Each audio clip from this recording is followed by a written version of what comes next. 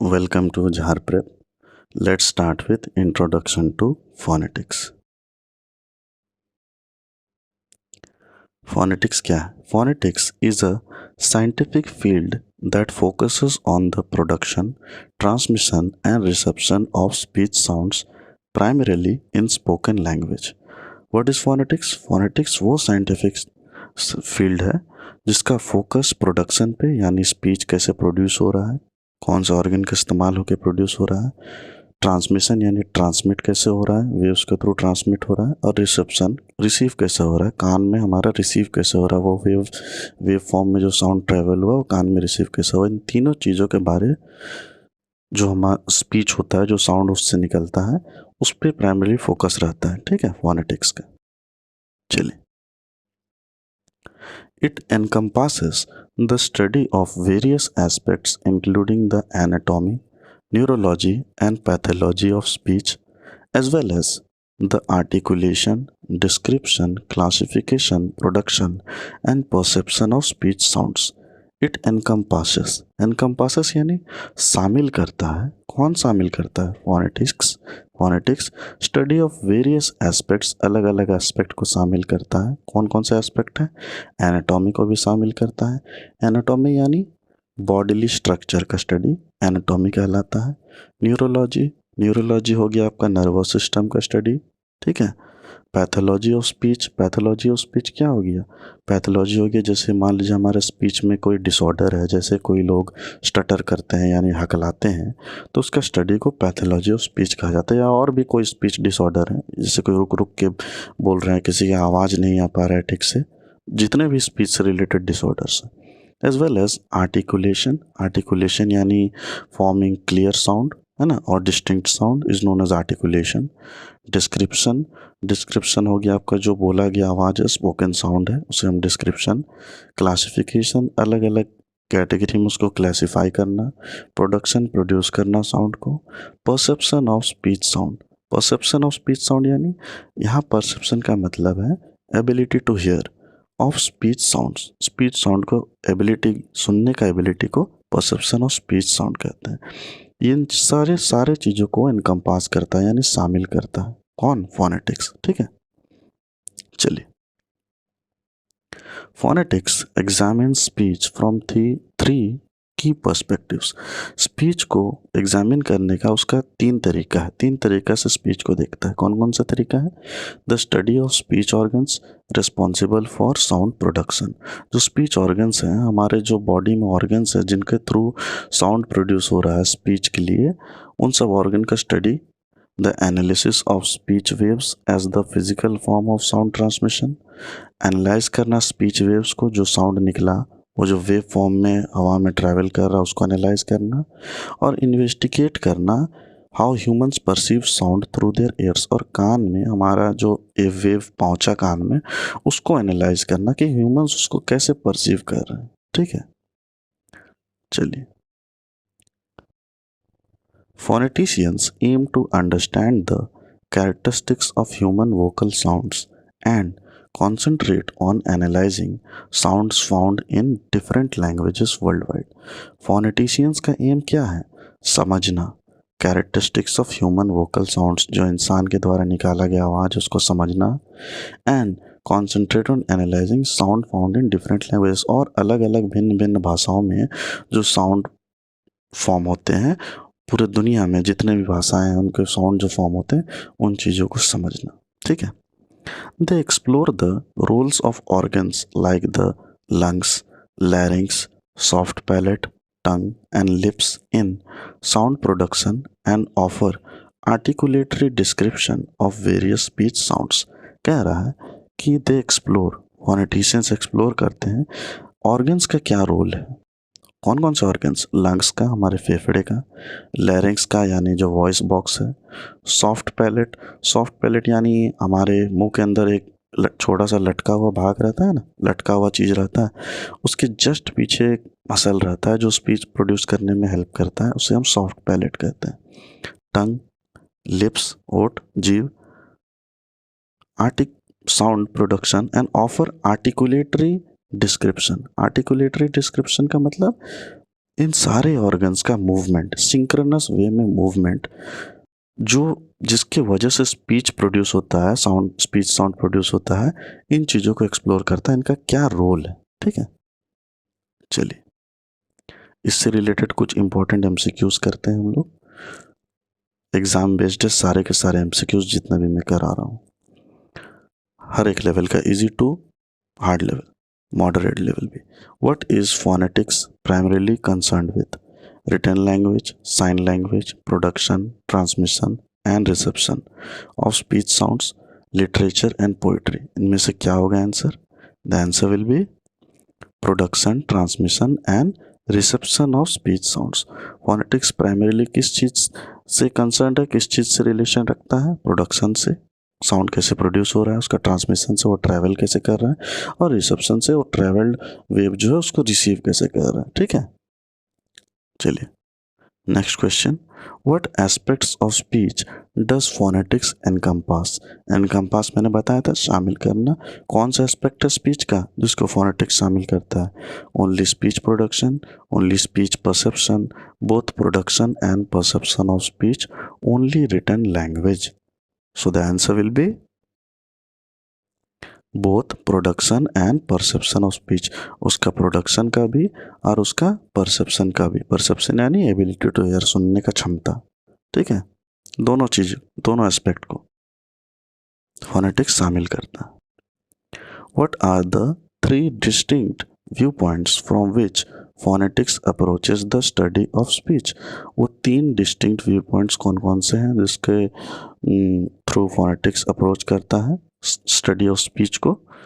Production, transmission and reception, option B anatomy, physiology and physics, speech organs, waves and perception, और phonation, articulation and audition. So the answer will be speech organs, waves and perception. जो speech organs हैं, जो organ है, wave जो travel किया wave form में, और perception यानी जो हम लोग एबिलिटी टू हियर, कैसे हम लोग जो सुने, जो वेव को कैसे सुने कान के through. Which organs of speech contribute to the production of speech sounds? Only the lips, only the tongue, lungs, larynx, soft palate, tongue and lips, only the vocal cords. Answer will be lungs, larynx, soft palate, tongue and lips. Production of speech में इन सारे organs का contribution है। Next, what is the specific role of acoustic phoneticians in the study of phonetics? They investigate the history of phonetics. They analyze the meaning of speech sounds. They examine the physical characteristics of sound. They explore cultural aspects of language. क्या होगा answer? The answer will be they examine the physical characteristics of sound. Physical characteristics को examine करते हैं कौन? Acoustic phoneticians. What is the primary medium through which speech sounds are transmitted? वो कौन सा primary medium है यानी मेन मीडियम है जिसके थ्रू स्पीच साउंड्स ट्रांसमिटेड यानी एक जगह से दूसरे जगह पहुंचते हैं? Is it written text, visual images, airborne waves और साइन लैंग्वेज? सिंपल आंसर है एयरबॉर्न वेव्स। जो वेव्स हैं वो ट्रैवल करते हैं हवा के थ्रू ना, एयरबॉर्न वेव्स। चलिए, what is not a primary focus of phonetics? Phonetics का प्राइमरी फोकस क्या है, नहीं है इनमें से? आर्टिकुलेशन, परसेप्शन, सिमेंटिक्स और waves. Answer will be semantics नहीं है। सिमेंटिक्स यानी meaning of word, meaning of word को सिमेंटिक्स कहते हैं। आर्टिकुलेशन, परसेप्शन और वेव्स है प्राइमरी फोकस फोनेटिक्स का। What is an essential component of phonetics? Phonetics का एक बहुत इंपॉर्टेंट कंपोनेंट क्या है? Studying written language, analyzing syntax and grammar, examining the anatomy of the ear, classifying speech sounds in different languages. So the answer will be classifying speech sounds in different languages. Speech sound को अलग अलग भाषाओं में classify करना essential component है phonetics का। चलिए, what role does the larynx play in speech production? Voice box का क्या रोल है स्पीच प्रोडक्शन में? It shapes the lips, it produces vowels, it controls air flow for speech, it forms consonants. So the answer will be it controls air flow for speech. Okay, air flow को control करता है voice box हमारा. कम ज़्यादा जो फेफड़े से जो हवा निकल रही है उसको कम ज़्यादा करने में हेल्प करता है, जिसके थ्रू साउंड में वेरिएशंस आता है. चलिए, what is the primary function of the soft palate in speech? It produces voiced sounds, it forms consonants, it creates vowels, it helps to modulate airflow between the nasal and oral passages. तो airflow को modulate करने में help करता है, modulate को between the nasal and oral passages. Nasal यानी नाक से, ओरल यानी मुंह से, दोनों के बीच में एक मॉड्यूलेशन लाता है. कौन? Soft palate. जो बताया था मैंने, छोटा सा लटका भाग रहा था, उसके भी पीछे जस्ट एक मस्कुलर पार्ट होता है जो मॉड्यूलेशन लाता है कि कितना हवा निकलेगा. मुंह का थ्रू और नाक का थ्रू, दोनों के बीच में मॉड्यूलेशन लाता है एयर फ्लो को. चलिए, in speech production what is the role of the tongue? जीभ का क्या रोल है स्पीच प्रोडक्शन में? Only to form consonants, only to produce vowels, both to form consonants and produce vowels, only to control the larynx. The answer will be both to form consonants and produce vowels. Consonants को produce करने का भी role है जीभ का, और vowels को भी प्रोड्यूस करने का रोल है. कॉन्सोनेंट्स के तो जो कॉन्सोनेंट्स होते हैं हमारे 26 अल्फ़ाबेट हैं टोटल. उसमें जो कॉन्सोनेंट्स होते हैं उनमें से कितने तरह के आवाज़ निकलते हैं? तो 24 तरह के आवाज़ निकलते हैं कॉन्सोनेंट से. और वॉवल से कितने तरह के आवाज़ निकलते हैं? 20 तरह के. तो कुल कितने तरह के आवाज़ निकलते हैं हमारे 26 अल्फ़ाबेट से? 44 तरह के साउंड निकलते हैं. चलिए, what is the primary focus of auditory phonetics? Auditory phonetics का मेन फोकस क्या है? To study the physical properties of speech sounds, to examine the articulatory process involved in speech, to understand how the human ear perceives sound, to analyze the historical development of phonetics. So the answer will be to understand how the human ear perceives sound. इस चीज़ को समझना कि हमारा जो कान है वो sound को कैसे परसीव करता है, ऑडिटरी फोनेटिक्स का मेन एम है. चलिए, अब हम आ जाते हैं हिस्ट्री ऑफ फोनेटिक्स पे. चलिए, 16th सेंचुरी से पहले से ही हिस्ट्री चालू हो जाता है फोनेटिक्स का. जैसे हमारे एंशिएंट इंडियन सिविलाइजेशन में जब पाणिनि और पतंजलि जैसे जो लोग थे उनका फोनेटिक्स में बहुत बड़ा योगदान था. जैसे उस समय के जो मंत्र और श्लोक कहे जाते थे, उन मंत्र और श्लोक का उच्चारण पे बहुत ध्यान दिया जाता था. यानी हम मंत्र को गलत उच्चारण नहीं कर सकते थे, एकदम मनाही थी गलत उच्चारण करने का. तो वहीं से फोनेटिक्स का शुरुआत हो जाता है एंशिएंट इंडियन कल्चर में. ठीक है, पर हम अभी बात करेंगे 16th सेंचुरी की. Early phonetic exploration in the 16th century involved writers like John Palsgrave, William Salesbury, Thomas Smith, John Hart and John Wallis. देखिए, ये सब जितने भी राइटर्स हैं इन सब का नाम याद कर लेने में फ़ायदा है. फ़ायदा इसलिए है क्योंकि अगर आपका एग्जामिनेशन जो जैसे सीजीएल का आने वाला है या आगे भी जो जिसमें इंग्लिश पेपर 2 इन्वॉल्व है, इंग्लिश पेपर 2 में इंग्लिश इन्वॉल्व है, उसमें अगर सरफेस लेवल पे क्वेश्चन आएगा, इजी क्वेश्चन आएगा, अब तो इतना डीप आपको राइटर का नाम नहीं पूछेगा. ऊपर ऊपर जो मोस्ट इंपॉर्टेंट राइटर्स है बस वही पूछ के निकल जाएगा. पर मान लीजिए थोड़ा क्वेश्चन मॉडरेट साइड में आया या थोड़ा हार्ड आ गया, उस समय आप लोग को थोड़ा डीपर पढ़ना पड़ेगा. इसीलिए मैं कोई कसर नहीं छोड़ना चाह रहा हूँ. वो कहते हैं ना, be prepared for the worst. तो 16th सेंचुरी के important writers Martin Hartin Wallis, in particular advocated for spelling reforms and described the organs of speech, vowels and consonants.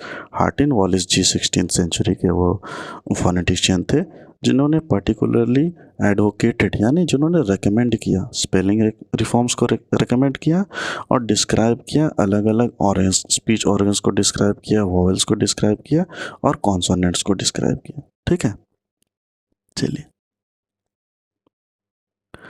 Bishop John Wilkins 16th century के wrote about speech organs. Bishop John Wilkins ने लिखा speech organs के बारे, उनके functions के बारे and proposed suggestions for a phonetic alphabet, और suggest किया कि एक फोनेटिक अल्फ़ाबेट होना चाहिए।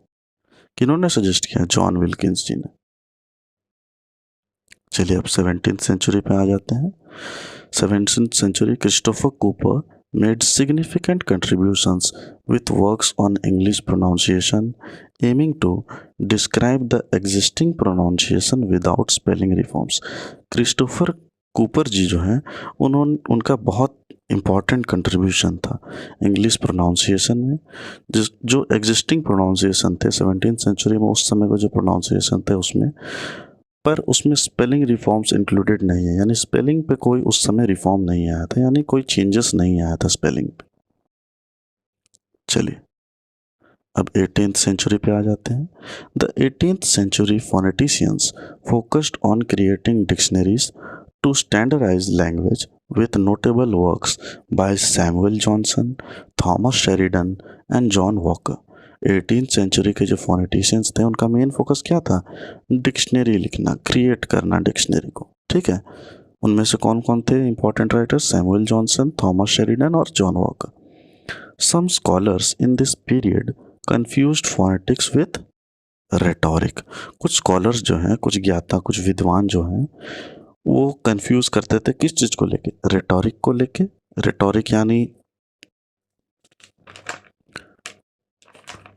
यानी आपका हो गया आर्ट ऑफ स्पीकिंग को रेटोरिक कहते हैं, और फोनेटिक्स हो गया आपका स्टडी ऑफ साउंड। दोनों के बीच में एक सटल डिफरेंस है, ज़्यादा डिफरेंस नहीं है। तो इसी को लेके उस समय के स्कॉलर्स कंफ्यूज रहते थे। किस समय के? 18th सेंचुरी के। चलिए अब 19th सेंचुरी में आ जाते हैं। इन 19th century saw a boost in phonetics with the discovery of ancient Indian phoneticians। Ancient Indian phoneticians का डिस्कवरी कब हुआ था? 19th सेंचुरी में, जिसके वजह से एक बूस्ट मिलता है फोनेटिक्स को। ठीक है, Alexander J Ellis introduced a phonetic alphabet in England. Alexander J Ellis ji जो हैं उन्होंने फोनेटिक अल्फ़ाबेट को इंट्रोड्यूस किया था। कहाँ पे? इंग्लैंड में। एंड अलेक्जेंडर बेल जी जो हैं उन्होंने डेवलप किया था सिस्टमेटिक सिस्टम ऑफ सिंबल्स को स्पीच साउंड के लिए। ठीक है, स्पीच साउंड के लिए। तो अलेक्जेंडर जे एलिस और अलेक्जेंडर बेल, ये दोनों जो हैं उसमें अलेक्जेंडर है, पर एक एलिस जी हैं और एक बेल जी हैं। चलिए, द इंटरनेशनल फोनेटिक अल्फ़ाबेट और IPA जो एक स्टैंडर्ड ऑर्गेनाइजेशन है फोनेटिक्स के लिए, प्राइमरी ऑर्गेनाइजेशन है, वॉज फॉर्मुलेटेड इन 1889। ये डेट बहुत ये ईयर बहुत इंपॉर्टेंट है। ठीक है, फॉर्मुलेटेड यानी created in 1889। Physiological and acoustic developments along with instrumentation progress led to experimental research in various branches of phonetics। ठीक है, फिजियोलॉजिकल मतलब हो गया आपका नॉर्मल फंक्शन ऑफ जो हम लिविंग बींग्स। ठीक है, जो नॉर्मल फंक्शन जो भी हम डे टू डे में नॉर्मल फंक्शन करते हैं वो हो गया आपका फिजियोलॉजिकल, और अकूस्टिक हो गया आपका सेंस ऑफ हियरिंग। ठीक है, डेवलप्ड अलॉन्ग विथ इंस्ट्रूमेंटेशन यानी क्या हो गया? Measuring instrument. जो हमारे डे टू डे लाइफ में हम जो काम करते हैं, अकूस्टिक यानी कि सेंस ऑफ हियरिंग का, और इंस्ट्रूमेंटेशन मेजरमेंट ऑफ इंस्ट्रूमेंट, इन तीनों चीज़ों का प्रोग्रेस देखने को मिला। Led to experimental research in various branches of phonetics. इसकी वजह से अलग अलग ब्रांचों में फोनेटिक्स का रिसर्च चालू हो गया था। ठीक है, कब? 18th सेंचुरी में। अब 19th सेंचुरी पे आते हैं। Phonetics developed into various branches and gained independent status as a discipline. अब क्या हुआ, फोनेटिक्स डेवलप किया, पर अलग अलग ब्रांचेस में इसका डेवलपमेंट चालू हो गया और इसे एक इंडिपेंडेंट स्टेटस का दर्जा मिला। ठीक है, कब? 20th century. Modern technology, including spectrographs, oscillographs, and tape recorders, greatly aided in the study of speech sounds. Modern technology जैसे स्पेक्ट्रोग्राफ्स, ये सारे इंस्ट्रूमेंट है रिकॉर्ड करने का वॉइस को, स्पेक्ट्रोग्राफ्स, ऑसिलोग्राफ्स और टेप रिकॉर्डर्स का ग्रेटली एडेड यानी उनके बहुत हेल्प किया, इन्होंने बहुत हेल्प किया स्टडी करने में स्पीच साउंड का। चलिए, phonetics shifted its focus from providing notations to analyzing speech into its basic units. अब फोनेटिक्स शिफ्ट हो जाता है उसका फोकस, पहले प्रोवाइड करता था नोटेशन यानी सिंबल्स पे सिर्फ काम होता था, अब वो एनालाइज करना चालू कर दिया, किसके थ्रू? इंस्ट्रूमेंट्स का यूज़ करके। ठीक है, मेजरिंग इंस्ट्रूमेंट्स का यूज़ करके। Scholars like Daniel Jones, Roman Jakobson, Maurice Halley, and Noam Chomsky made significant contributions to the study of speech sounds in the 20th century. इन सभी राइटर्स का बहुत important contribution था, उनमें से नोम चॉम्स्की का नाम आप लोगों ने बहुत सुना होगा। चलिए अब इससे रिलेटेड इंपॉर्टेंट एमसीक्यूज करते हैं। पहला है, what did John Hart focus on in addition to spelling reform in his work? John Hart ji ने स्पेलिंग रिफॉर्म्स के अलावा किस चीज़ पे फोकस था उनका? आर्ट एंड लिटरेचर पे, organ description and sound classification पे, हिस्ट्री ऑफ फोनेटिक्स पे, या पॉलिटिकल फिलोसॉफी पे? Answer will B organ description and sound classification पे फोकस था किनका? जॉन हार्ट जी का, स्पेलिंग रिफॉर्म्स के अलावा। चलिए, who wrote essay toward a real character and a philosophical language in 1668? ठीक है, किन्होंने लिखा था ये बुक को? जॉन वॉलिस जी ने, क्रिस्टोफर कूपर जी ने, जॉन विल्किंस जी ने, या विलियम सेल्सबरी जी ने? So the answer will be John Wilkins ji ने लिखा था। कब लिखा था? 1668 में। चलिए, what did Bishop John Wilkins propose in his work? Bishop John Wilkins ji ने अपने काम में किस चीज़ को प्रपोजल दिया था? A phonetic alphabet, a new system of spelling, a comprehensive dictionary, और अ स्टडी ऑफ ग्रामर?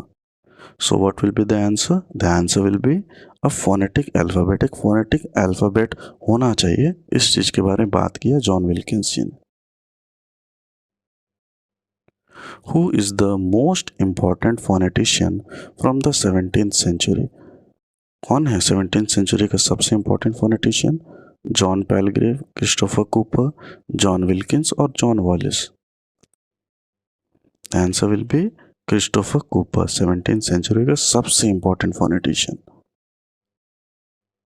चलिए, what was the primary focus of phonetics during the 18th century?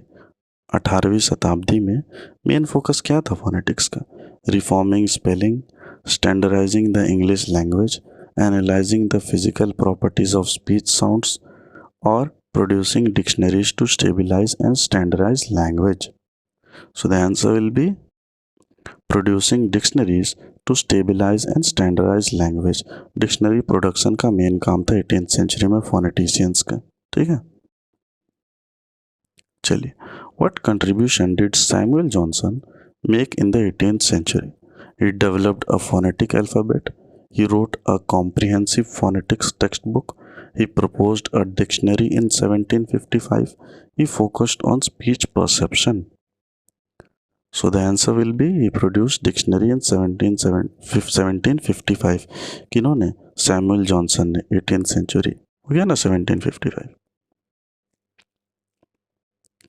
What is the primary focus of 19th century phonetics?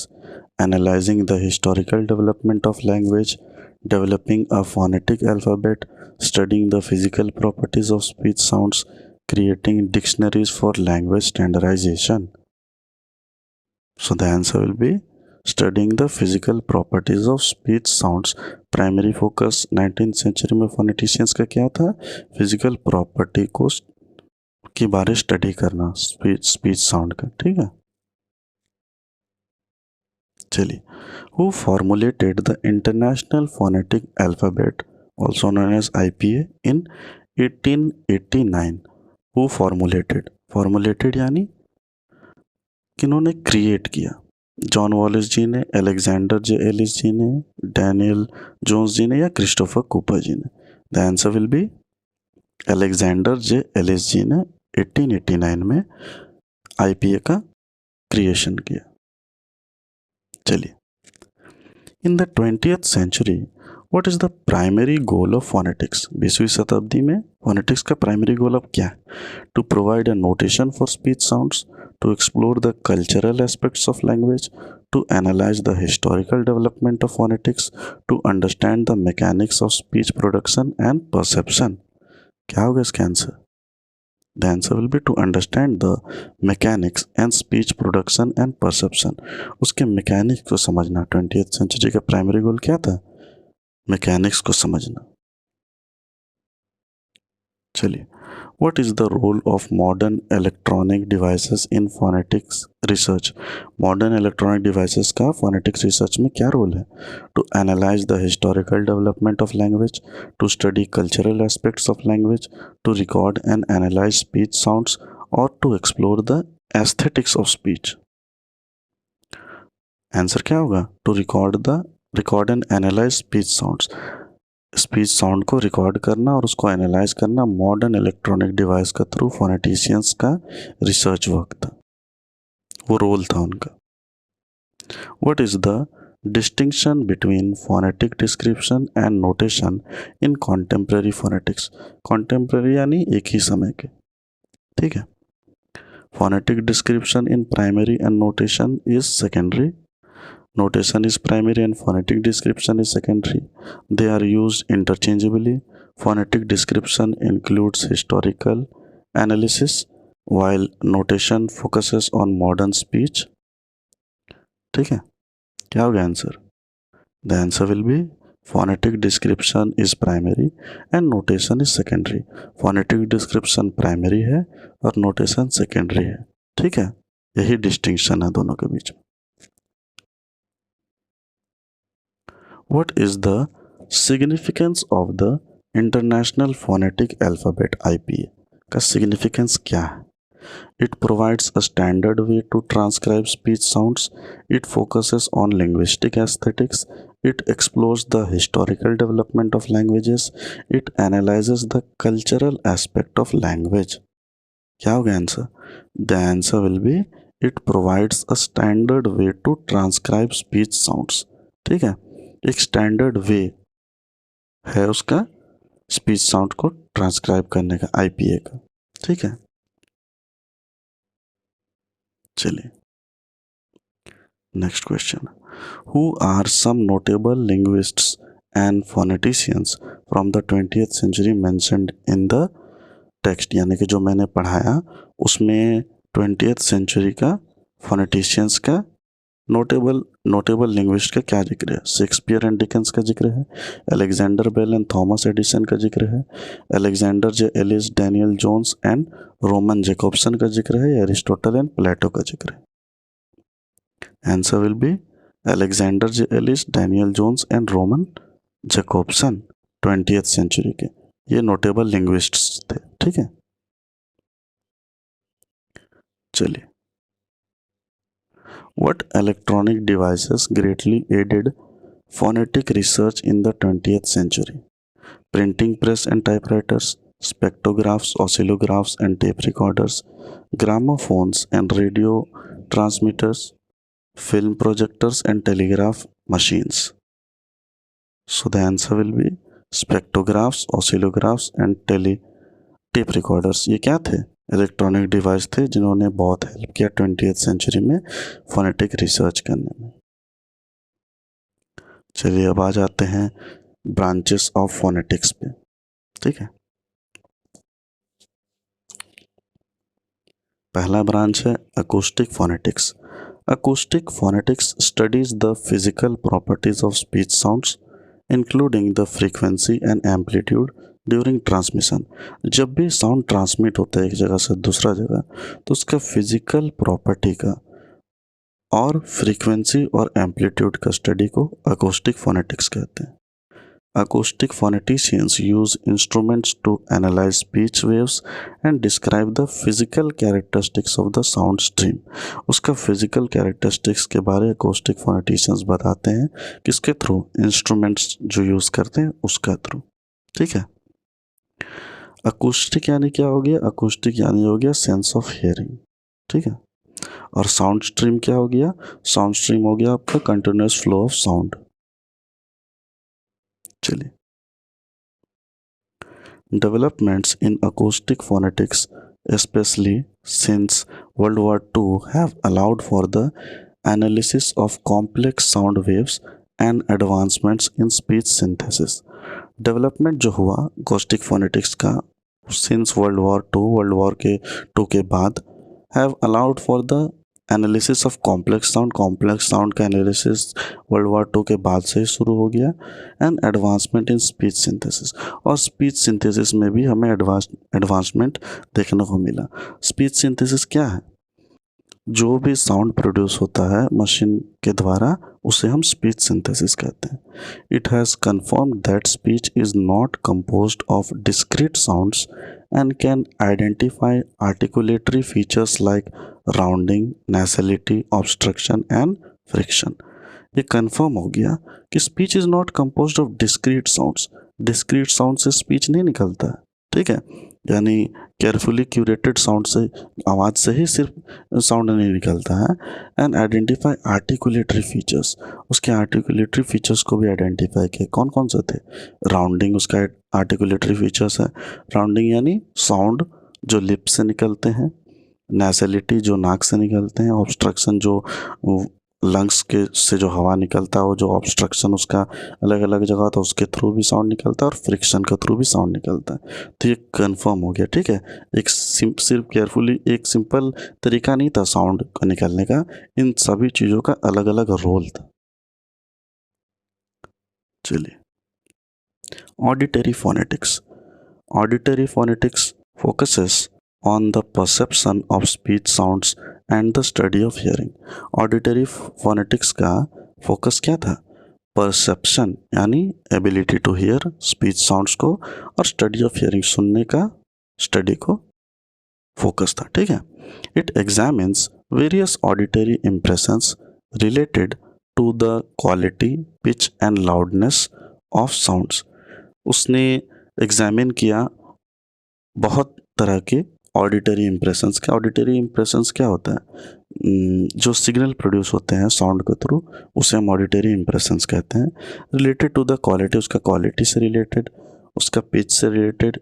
Pitch क्या होता है, rate of vibration of sound, जो rate है sound का vibration का उसे हम पिच कहते हैं, और उसका लाउडनेस को. ठीक है, इस सब तीनों चीज़ों को एग्जामिन करता है, तीनों चीज़ों को एग्जामिन करता है. चलिए, auditory and acoustic phonetics require specialized instruments and technical expertise, making them challenging to study outside a laboratory. ठीक है, ऑडिटरी और acoustic phonetics जो है उसका रिक्वायरमेंट क्या है, स्पेशलाइज्ड इंस्ट्रूमेंट्स चाहिए और एक्सपर्टीज़ भी चाहिए. एक्सपर्ट्स लोगों का भी ज़रूरत है. जब स्पेशलाइज्ड इंस्ट्रूमेंट्स होंगे तो एक्सपर्ट्स का भी ज़रूरत पड़ेगा, जिसकी वजह से चैलेंजिंग हो जाता है लेबोरेटरी के बाहर इसको एनालाइज करना. यानी एक लैब में ही इसका एनालिसिस किया जा सकता है. Articulatory phonetics recognizes that speech is produced by the movement of speech organs inside the human body. Articulatory phonetics जो है वो रिकग्नाइज किया कि स्पीच जो प्रोड्यूस होता है वो मूवमेंट ऑफ स्पीच ऑर्गन्स का वजह से प्रोड्यूस होता है ह्यूमन बॉडी में. It studies the movements of the speech organs involved in speech production. Movement क्या है, कैसे कैसे मूव हो रहा है, जैसे हमारा टंग कैसे मूव हो रहा है, हमारा लिप्स कैसे मूव हो रहा है, हमारा लैरिंग्स कैसे मूव हो रहा है, हमारा क्या कहते हैं लंग्स से जो हवा निकल रहा है उसका क्या इफेक्ट पड़ रहा है. इन सब चीज़ों का ऑर्गन्स का मूवमेंट और स्पीच प्रोडक्शन में होता है, जैसे लंग्स, लैरिंग्स, सॉफ्ट पैलेट, टंग, टीथ का भी और लिप्स का भी। चलिए अब तीसरा आ जाते हैं आर्टिकुलेटरी फोनेटिक्स पे। Understanding how these organs relate to each other and their role in speech articulation forms the basis for classifying sounds in human languages। ठीक है, इस चीज़ को समझना कि ये जो स्पीच ऑर्गन्स हैं इनका ये एक दूसरे से कैसे रिलेट करते हैं और उनका क्या रोल है स्पीच आर्टिकुलेशन में, जो बेसिस बनाता है साउंड का ह्यूमन लैंग्वेज का क्लासीफाई करने में। ठीक है, the branch of phonetics delves into the physical process behind speech production and articulation। This branch, ये जो ब्रांच है आर्टिकुलेटरी फोनेटिक्स का, वो फिजिकल प्रोसेस पे स्पीच साउंड का फिजिकल जो स्पीच प्रोड्यूस होता है उसका फिजिकल प्रोसेस और आर्टिकुलेशन पे ये चीज़ ध्यान देता है। ठीक है, चलिए इससे रिलेटेड अब इम्पोर्टेंट एमसीक्यूज कुछ कर लेते हैं। पहला है, what is the primary focus of acoustic phonetics? Is it A, the study of speech perception, the analysis of the physical properties of speech sounds in their transmission, the study of speech production, the classification of speech sounds based on quality and pitch? What is the primary focus? Primary focus क्या है acoustic phonetics का? So the answer will be the analysis of the physical properties of speech sounds in their transmission। ठीक है, उस चीज़ को analyse करना physical properties को speech sound के कि वो ट्रांसमिशन, ठीक है, उसका अकोस्टिक फोनेटिक्स का वो जो साउंड है कैसे ट्रांसमिट होता है एक जगह से दूसरे जगह, उस चीज़ को एनालाइज करना, वो ये प्राइमरी फोकस है अकोस्टिक फोनेटिक्स का। चलिए, what is the role of glossic and palaeotype in acoustic phonetics? Acoustic phonetics में ग्लॉसिक और पैलियोटाइप का क्या रोल है? They are common speech sounds, they are instruments used for speech synthesis, they are tools for describing the physical properties of speech sounds, or they are components of complex sound waves. What will be the answer? The answer will be they are tools for describing the physical properties of speech sounds। Glossic and palliative tool है। किस चीज़ के tool है? किसी चीज़ के physical property को describe करने का tool है। ठीक है, ये दो मतलब समझिए सिस्टम है, एनालाइज करने का सिस्टम है। जैसे ग्लॉसिक सिस्टम में हम क्या करते हैं कि एक ही सिंबल का यूज़ करके अलग अलग साउंड निकालते हैं, और पैलियोटाइप में क्या करते हैं प्रोनाउंसिएशन, इंग्लिश जो इंग्लिश का प्रोनाउंसिएशन होता है उससे रिलेटेड उसको डिस्क्राइब करते हैं। ठीक है, चलिए, when did Alexander Melville conduct research in acoustic phonetics? Alexander Melville ji ने कौन से सेंचुरी में रिसर्च किया था अकोस्टिक फोनेटिक्स का? 16th century, 18th century, 19th century और 20th century? The answer will be 19th century. चलिए, what articulatory features can be identified acoustically? Pitch and loudness, quality and frequency, rounding of voice, nasality, obstruction and friction, vowels and consonants। So the answer will be rounding off voice यानी lips का through आवाज़ निकालना, नेजलिटी नाक का through, obstruction जो हवा का obstruction है, और फ्रिक्शन। ठीक है, ये articulatory features can B अकोस्टिकली identify किया जा सकता है इन फीचर्स को। ठीक है, चलिए, in what area has acoustic phonetics achieved success regarding speech sound? Study of consonants, study of pitch variation, study of vowel sounds, or the study of speech perception? So the answer will be the study of vowel sounds।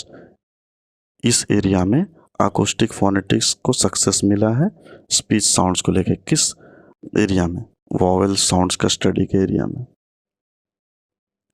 चलिए, what does auditory phonetics study regarding speech sounds?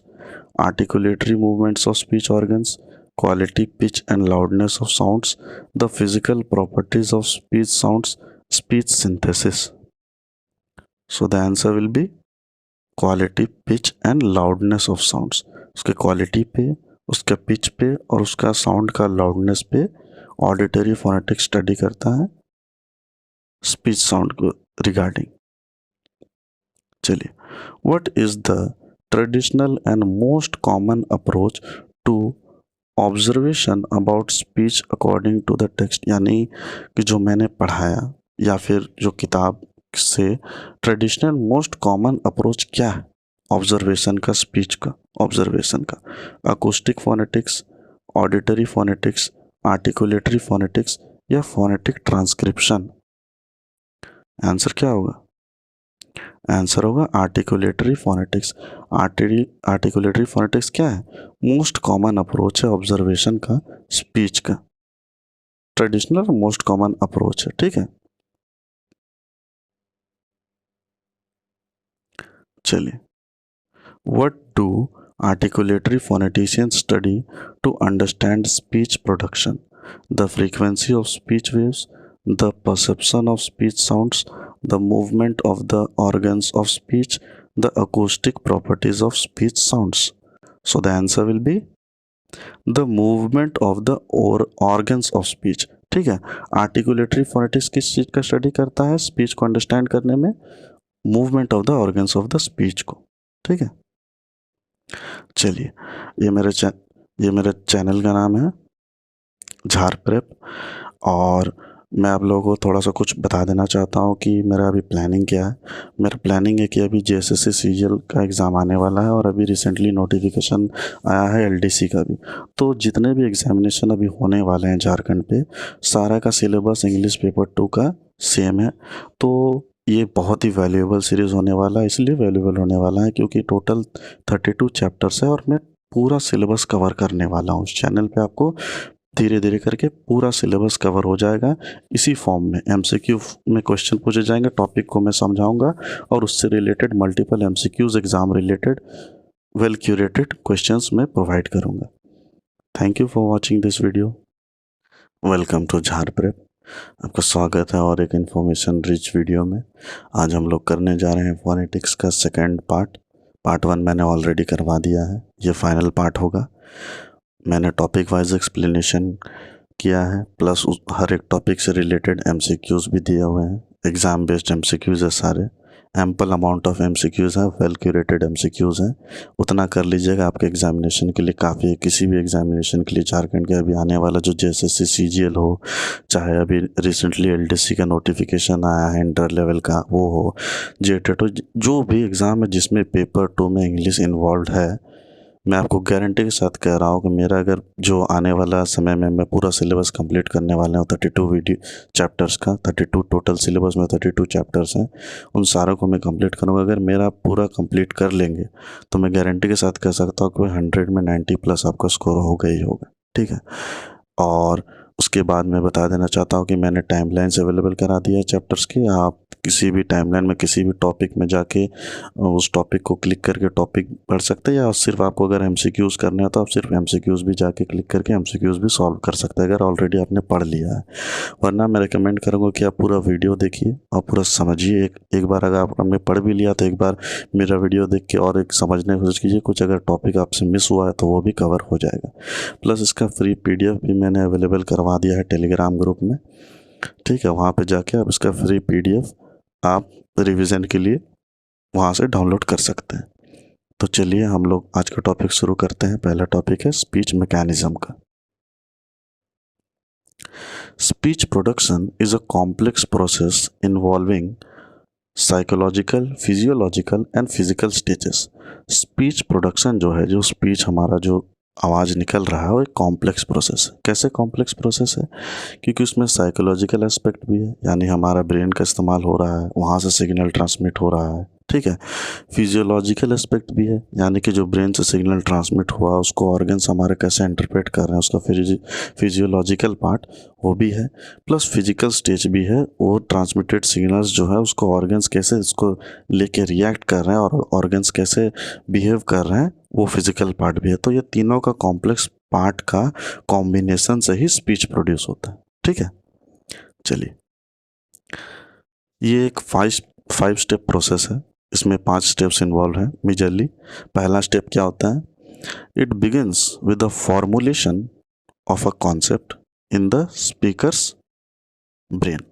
Formulation of a concept यानी creation of a concept in the speaker's brain. सबसे पहले क्या होता है, हम जो speaker हैं कोई भी, उसके ब्रेन में एक कॉन्सेप्ट पहले क्रिएट होता है, ठीक है। सेकंड स्टेप में क्या होता है, the nervous system transmits the linguistic message to the organs of speech. Nervous system अब इन्वॉल्व हो जाता है यहाँ पे, और नर्वस सिस्टम क्या करता है, नर्व सेल्स का थ्रू ट्रांसमिट करता है क्या चीज़ को, नर्व इम्पल्स को। नर्व इम्पल्स को ट्रांसमिट करता है जो लिंग्विस्टिक मैसेज रहता है to the organs of the speech. जो ऑर्गन्स हमारे इन्वॉल्व हैं उन तक मैसेज पहुंचाता है कौन, नर्वस सिस्टम। तीसरा स्टेप में क्या होता है, the linguistic message activates the lungs, larynx and cavities above to produce specific sounds. अब जो लिंग्विस्टिक मैसेज आया वो एक्टिवेट कर देता है स्पीच ऑर्गन्स को, कौन कौन से, लंग्स को, लैरिंग्स को और कैविटीज़ को। लंग्स यानी हमारा फेफड़ा हो गया, लैरिंग्स यानी वॉइस बॉक्स हो गया, और कैविटीज़ हमारे जैसे माउथ कैविटी हो गया, नेसल कैविटी हो गया, नाक के हिस्से, मुंह के हिस्से। इन तीनों का कॉम्बिनेशन से एक्टिवेशन होता है और तीनों का कॉम्बिनेशन से स्पेसिफिक तरह के अलग अलग तरह के साउंड्स प्रोड्यूस होते हैं, ठीक है। अब जो these sounds waves are received by the listener's ear. अब जो ये साउंड प्रोड्यूस हुआ वो जाता है लिसनर्स के ईयर तक, सुनने वाले के कान तक वो प्रोड्यूस होता है, किस फॉर्म में, वेव्स के फॉर्म में, ठीक है। चलिए फिफ्थ और आखिरी स्टेप में क्या होता है, the listeners ears decode the linguistic message and transmit it to the brain for interpretation। जो listeners का ear है, जो कान है, वो डिकोड करता है मैसेज को, लिंग्विस्टिक मैसेज को, और ट्रांसमिट करता है कहाँ, वहाँ से कान से कहाँ तक पहुँचाता है, ब्रेन तक पहुँचाता है। ट्रांसमिट करता है यानी पहुँचाता है, इंटरप्रेट उसके बाद ब्रेन क्या करता है, इंटरप्रेट करता है उसको और समझता है, ठीक है। तो ये सारे प्रोसेस होते हैं बोलने से लेके सुनने तक में के बीच में। चलिए, speech sounds are produced through articulatory movements. Speech sounds are produced through articulatory movements. Articulatory movements का मतलब क्या हुआ, जो भी ऑर्गन्स इन्वॉल्व हैं स्पीच को निकालने में, जैसे ये सारे ऑर्गन्स, जितने भी सारे ऑर्गन्स हैं ये जो इन्वॉल्व हैं, इन सभी ऑर्गन्स का एक सिंक्रोनस वे में काम करना, जिसकी वजह से साउंड प्रोड्यूस हो रहा हो, उसे हम क्या कहेंगे, articulatory movements in various areas of the vocal tract. Vocal tract क्या हो गया, जहाँ पे वो हिस्सा जहाँ पे लंग्स से हवा निकलने के बाद जो वेव्स है वो फिल्टर होते हैं, where sound is filtered, where sound source is filtered is known as vocal tract, including the larynx. Larynx हो गया आपका वॉइस बॉक्स, ठीक है। उसके बाद हो गया आपका ओरल कैविटी। ओरल कैविटी क्या हो गया, मुंह का हिस्सा, माउथ वाला हिस्सा ओरल कैविटी हो गया। फेरेंजियल कैविटी, फेरेंजियल कैविटी क्या हो गया, थ्रोट वाला हिस्सा, उसको फेरेंजियल कैविटी कहते हैं। And nasal cavity, nasal cavity क्या हो गया, नाक वाला हिस्सा, नाक के अंदर वाला हिस्सा, ठीक है। विथ रोल्स प्लेड बाय, और वोकल कॉर्ड्स का भी इसमें रोल है। वोकल कॉर्ड्स क्या हो गया, वोकल कॉर्ड्स का क्या रोल है इसमें, वोकल कॉर्ड्स का रोल है जो हवा आता है वोकल कॉर्ड से टकराता है, वोकल कॉर्ड्स के जो एजेस हैं वो वाइब्रेट करते हैं बहुत तेज़ी से, जिसकी वजह से साउंड प्रोड्यूस होता है, ठीक है। सॉफ्ट पैलेट, सॉफ्ट पैलेट वो हिस्सा है मुंह के अंदर, आप देखे होंगे छोटा सा एक लटका हुआ भाग रहता है, उसके पीछे का जो मस्कुलर पार्ट होता है, जस्ट पीछे का जो लटका हुआ भाग का, वो साउंड प्रोड्यूस करने में उसका भी इम्पोर्टेंस है। तो उसे हम क्या कहते हैं, सॉफ्ट पैलेट। जीभ का इम्पोर्टेंस है, होठ का इम्पोर्टेंस है, दांत का इम्पोर्टेंस और नाक का इम्पोर्टेंस। इस सारे का कॉम्बिनेशन से ही साउंड प्रोड्यूस होता है, जिसे हम क्या कहते हैं, आर्टिकुलेटरी मूवमेंट्स। चलिए, speech production requires N air stream mechanism with English using an egressive pulmonic air stream, ठीक है। स्पीच प्रोडक्शन का रिक्वायरमेंट क्या है, एयर स्ट्रीम मैकेनिज्म का। बिना हवा का स्पीच प्रोड्यूस नहीं हो सकता, तो एयर स्ट्रीम मैकेनिज्म ये एक मैकेनिज्म है। तो एयर स्ट्रीम मैकेनिज्म में क्या होता है, जो प्रोसेस है जिसमें वोकल ट्रैक्ट जो होता है, अभी मैंने बताया जो वोकल ट्रैक्ट होता है वो आपका एयर फ्लो को क्रिएट करता है, ठीक है। The process by which vocal tract creates air flow is known as air stream mechanism with English using an egressive pulmonic air stream. उसमें से जो इंग्लिश भाषा है जो अंग्रेजी भाषा है वो एग्रेसिव पल्मोनिक एयर स्ट्रीम का यूज़ करता है। दो तरह के एयर स्ट्रीम होते हैं, एक एग्रेसिव और एक इनग्रेसिव। एग्रेसिव में क्या होता है, एग्रेसिव में हवा बाहर की ओर निकलता है लंग्स से, और इनग्रेसिव में हम अंदर लेते हैं, मुंह से या नाक से हवा को अंदर लेते हैं और साउंड निकालते हैं। ठीक है, तो एग्रेसिव पल्मोनिक एयर स्ट्रीम। ठीक है, और एक चीज़ मैं बता दूँ, एग्रेसिव पल्मोनिक एयर स्ट्रीम एकमात्र एयर स्ट्रीम का मैकेनिज्म है जिसमें लंग्स का यूज़ होता है। इससे भी क्वेश्चन आ सकते हैं। ठीक है, इसीलिए ये इंपॉर्टेंट बन जाता है। ठीक है, और मेजॉरिटी जो ह्यूमंस होते हैं वो मतलब जो हम आवाज़ निकालते हैं, मेजर आवाज़ जो हम निकालते हैं वो एग्रेसिव पल्मोनिक एयर स्ट्रीम का यूज़ करके ही निकालते हैं। कुछ कुछ आवाज़ जो होते हैं जैसे यस हुआ, नो हुआ, या फिर हम रोने का आवाज़, अचानक कोई तेज चोट लग गया, हम चिल्ला रहे हैं अचानक से, तो कुछ कुछ आवाज़ जो होते हैं उसमें हम इनग्रेसिव एयर का भी इस्तेमाल करते हैं। some languages like Norwegian have speech sounds produced through ingressive air। कुछ भाषाएं हैं, उसमें से एक नॉर्वेजियन है जो नॉर्वे में बोले जाने वाली भाषा है, have speech sounds produced through ingressive air। इसमें जो भाषा जो हम बोलते हैं उसमें इनग्रेसिव एयर का यूज़ होता है, इंग्लिश में एग्रेसिव का होता है। चलिए, इससे रिलेटेड हम कुछ इंपॉर्टेंट एमसीक्यूज एग्जाम बेस्ड करते हैं। चलिए, what are the 3 main stages involved in speech production. वो कौन से 3 मेन स्टेजेस हैं जिसका स्पीच प्रोडक्शन में इन्वॉल्वमेंट है? Psychological, physiological and physical, articulatory, physiological and neurological, emotional, physical and auditory, cognitive, respiratory and auditory। So what will be the answer of this question? The answer will be psychological, physiological and physical। चलिए next question पे आते हैं। How does the human nervous system transmit linguistic message. जो human nervous system है वो linguistic message को कैसे transmit करता है? Through the vocal cords, through the ears, through the organs of speech और through the chest. The answer will be through the organs of speech. Organs of speech के जो organs है उसके through linguistic message को nervous system transmit करता है। ठीक है, चलिए, what happens when the organs of speech are activated during speech production.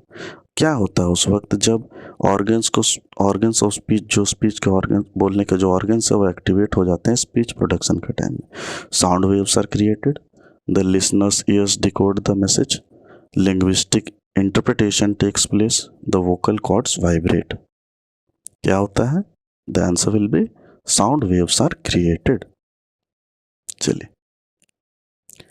what is the airstream mechanism used for the sounds of English। English भाषा बोलने के लिए कौन से एयरस्ट्रीम मैकेनिज्म का यूज होता है? Ingressive pulmonic airstream, vocal cord mechanism, egressive pulmonic airstream और respiratory airflow. So the answer will be egressive pulmonic airstream का यूज होता है। चलिए, in what way are speech sounds produced? By vocal cords alone, through visual cues, by articulatory movements और by emotional states. ठीक है, तो speech sound जो है किस तरह से प्रोड्यूस होते हैं? By articulatory movements. सारे स्पीच ऑर्गन्स का सिंक्रोनस वे में एक साथ काम करना और साउंड निकालना, उसी के थ्रू साउंड प्रोड्यूस होता है। ठीक है, चलिए नेक्स्ट क्वेश्चन। इन विच कैविटीज में the air stream be modified during speech production? Is it A larynx and oral cavity, pharyngeal and nasal cavities, oral and pharyngeal cavities, larynx and nasal cavity? The answer will be pharyngeal and nasal cavity।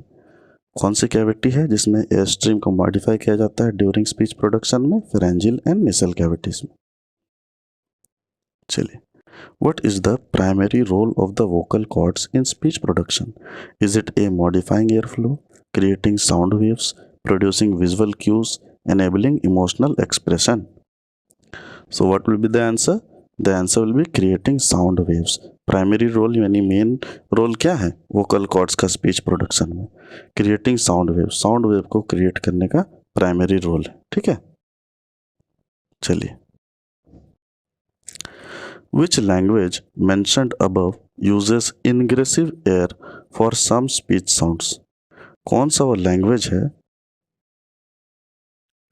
कौन सा वो language है नीचे दिया हुआ उसमें which language mentioned below uses ingressive air का कौन यूज करता है, कौन सा language? Is it a English, Spanish, Norwegian और French? The answer will be Norwegian. Norwegian जो भाषा है जिसमें इंग्रेसिव एयर का यूज होता है। ठीक है, चलिए next question. What happens when the chest muscles produce a chest pulse?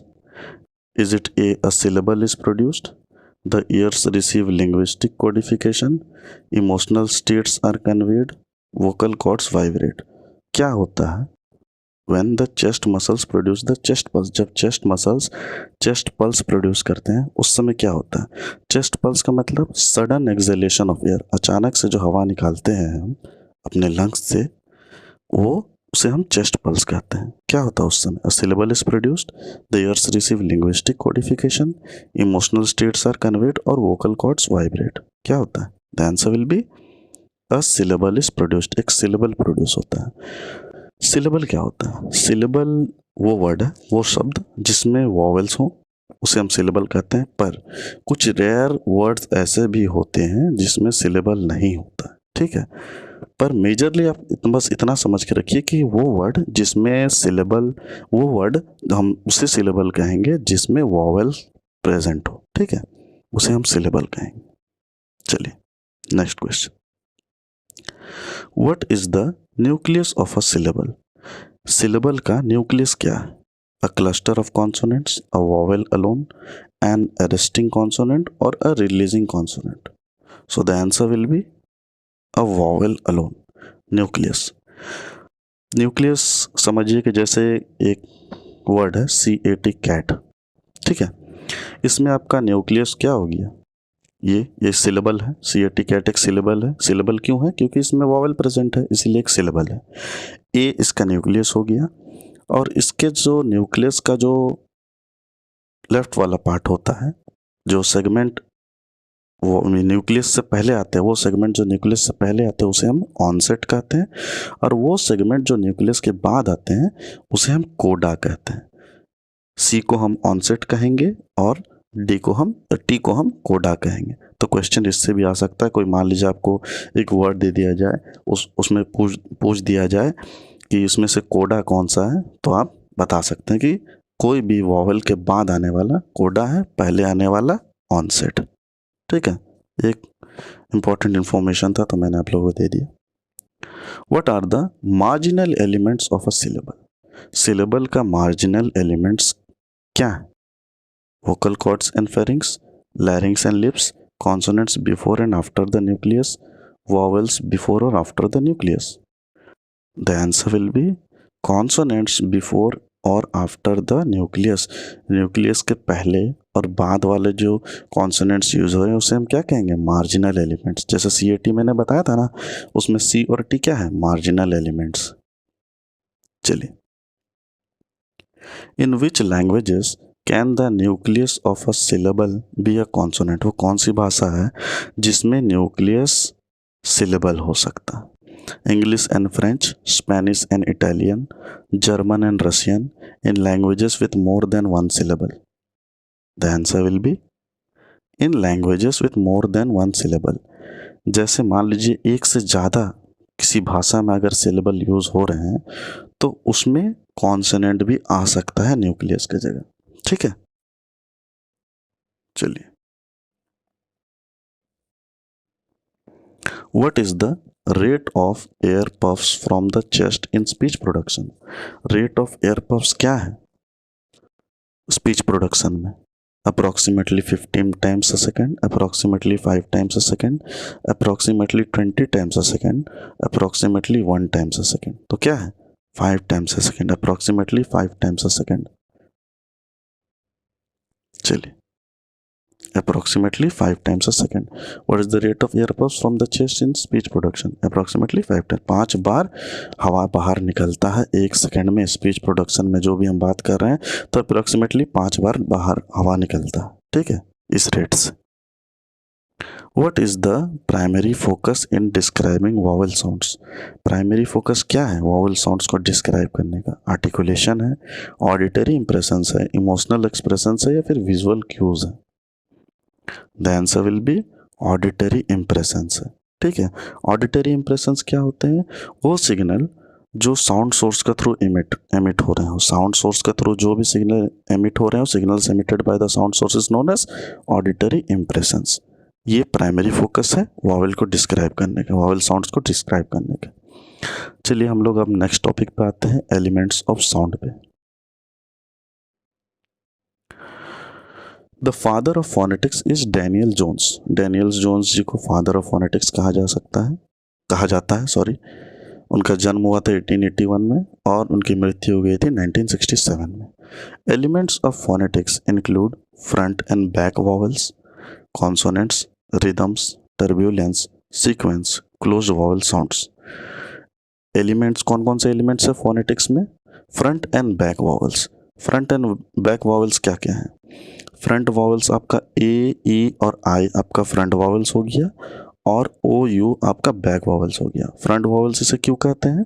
Front vowels इसे इसलिए कहते हैं क्योंकि ये आप समझिए कि हमारा जीभ का जो सबसे ऊपर वाला भाग होता है वो आगे जब हम आवाज़ निकालता है तो आगे की तरफ पुश होता है, तो वो फ्रंट वाला, इसीलिए उसे फ्रंट वॉवल कहते हैं। और जो जीभ का जो ऊपर वाला भाग होता है पीछे की तरफ जब जाता है तो उसे हम बैक वॉवल कहते हैं। तो ओ यू प्रोड्यूस करते टाइम पीछे की तरफ जाता है और ए ई आई का साउंड निकालते समय आगे की तरफ आता है। ठीक है, चलिए। कॉन्सोनेंट्स, जो वॉवल नहीं है वो कॉन्सोनेंट्स है। रिदम, रिदम क्या होता है? रिदम होता है आपका एक पैटर्न में वर्ड्स का फ्लो। ठीक है, flow of words in a systematic pattern, in a rhythmic pattern, उसे हम रिदम कहेंगे। टर्ब्यूलेंस, टर्ब्यूलेंस साउंड के टर्म में क्या होता है? टर्ब्यूलेंस, टर्ब्यूलेंस आपका वो अनस्टेडी मूवमेंट हुआ एयर का, कोई unsteady movement of air is known as turbulence. Sequence, एक सीक्वेंस में, एक पैटर्न में। And closed vowel sounds, closed vowel sounds क्या हो गए? वो वॉवल्स जो दोनों तरफ से बंद हो, जैसे कि मैंने बताया था ना, जैसे मान लीजिए आप BAT बैट हो गया तो ये क्लोज्ड वॉवल हो गया, ये दोनों तरफ से कॉन्सोनेंट से बंद है। चलिए next, vowel sounds can be classified into two types. अब वॉवल साउंड्स को दो तरह से हम क्लासीफाई कर सकते हैं। कौन कौन से तरीके से?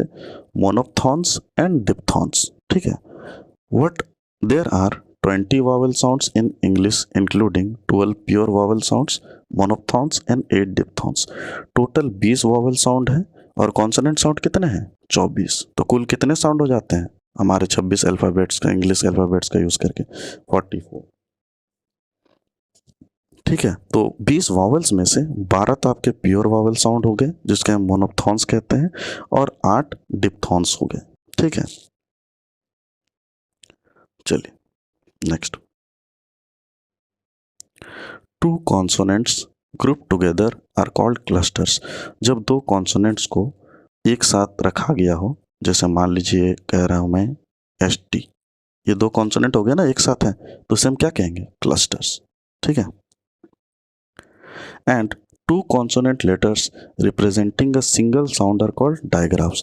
अब ये जो दो कॉन्सोनेंट लेटर्स हैं उससे जो साउंड प्रोड्यूस हो रहा है उसे हम क्या कहेंगे? डायग्राफ्स।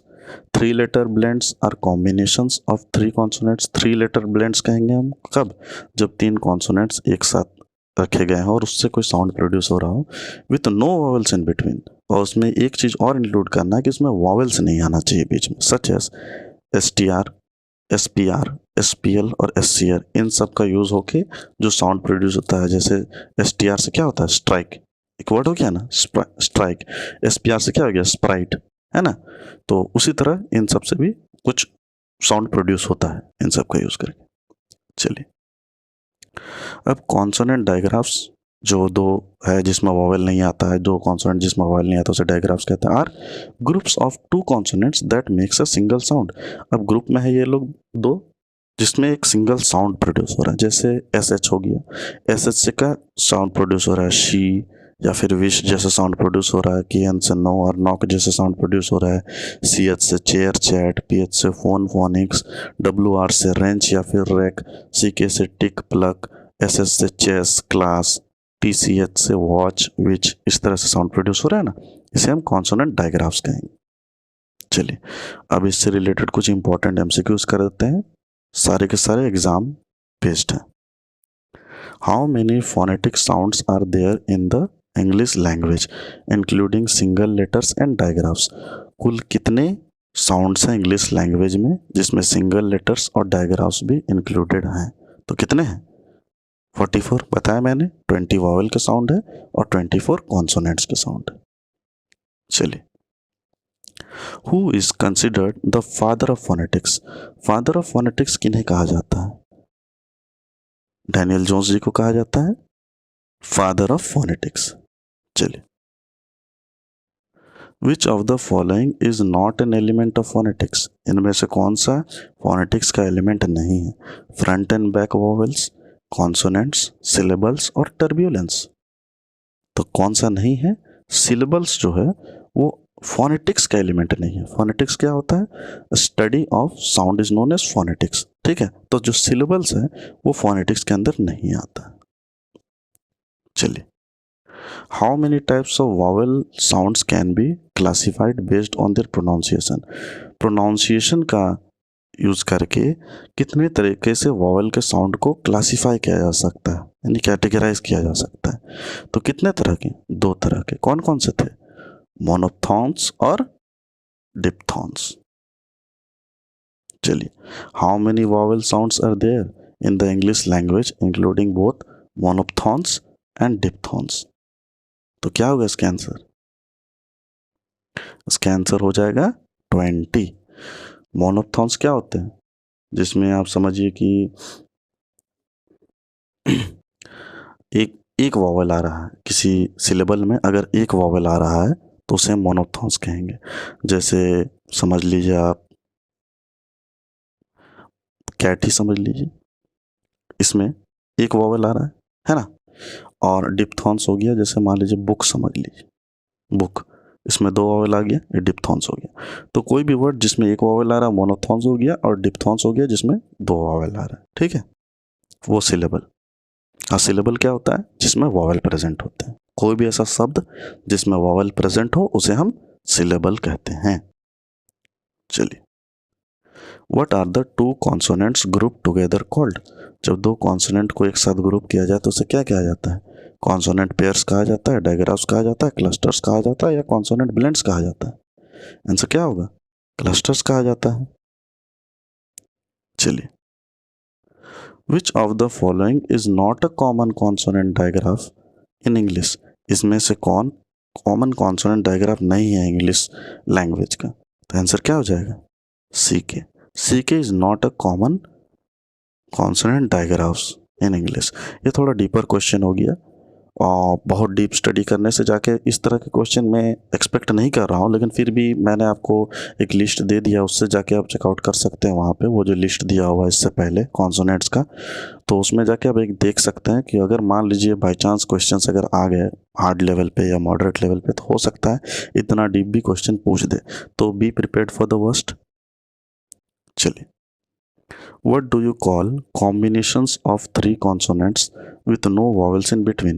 3 कॉन्सोनेंट्स का कॉम्बिनेशन को जिसमें वॉवेल प्रेजेंट ना हो उसे हम क्या कहते हैं? ट्राइग्राफ्स, ब्लेंड्स, क्लस्टर्स और ट्राइप्थॉन्ग्स। आंसर क्या होगा? ट्राइग्राफ्स। ट्राइग्राफ्स कहते हैं।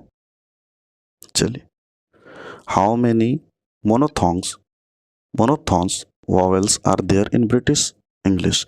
ब्रिटिश इंग्लिश में कितने मोनोथॉन्स वॉवेल्स हैं? क्या होगा आंसर इसका? 12 है, 12 है ना, और 8 कितने हैं? 8 क्या हैं? डिप्थॉन्स। कुल 20 हो गए। What is a digraph? A combination of 3 letters that make 1 sound, और is it be a single letter representing 2 sounds, a combination of 2 letters that make 1 sound, or a silent letter? What will be the answer of this question? The answer will be a combination of 2 letters that make 1 sound. 2 letter का combination जिससे एक आवाज आए उसे हम क्या कहते हैं? डायग्राफ।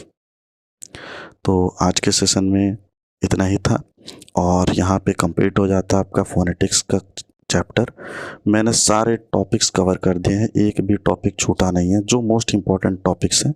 देखिए आपको बहुत जगह आपको क्या होता है उसके बायोलॉजिकल एस्पेक्ट्स में भी लोग घुस जा रहे हैं, तो इतना बायोलॉजिकल एस्पेक्ट्स में नहीं घुसना है। एक एक थ्रोट का एक एक छोटा छोटा ऑर्गन का नाम याद करके उससे कोई बेनिफिट नहीं। जो फोनेटिक्स में जो ऑर्गन्स इस्तेमाल होते हैं उन्हीं का यूज़ करना है, तो मैं उन्हीं से रिलेटेड मैंने ये लेक्चर क्रिएट किया है। तो इन 2 वीडियोस को पार्ट 1 और पार्ट 2 को अगर आप देख लेते हैं तो जितने भी क्वेश्चंस आएंगे सारे को आप सॉल्व कर देंगे एग्ज़ाम में, आने वाले एग्ज़ाम में, जैसे जीएसएससी सीजीएल हो गया या फिर आने वाला जो भी झारखंड में एग्ज़ाम्स है जिसमें इंग्लिश पेपर 2 इन्वॉल्व है उसको आप कर सकते हैं। इसी प्रकार मैं पूरा इंग्लिश का सिलेबस आप लोगों को कवर करवाने वाला हूँ। 32 जो चैप्टर्स है जिसमें novels, poems, short stories, drama, history of English literature, ये सब सारे इंक्लूडेड है। इसके बाद वाला टॉपिक होगा हिस्ट्री ऑफ इंग्लिश लिटरेचर। ठीक है, चलिए, thank you for watching this video.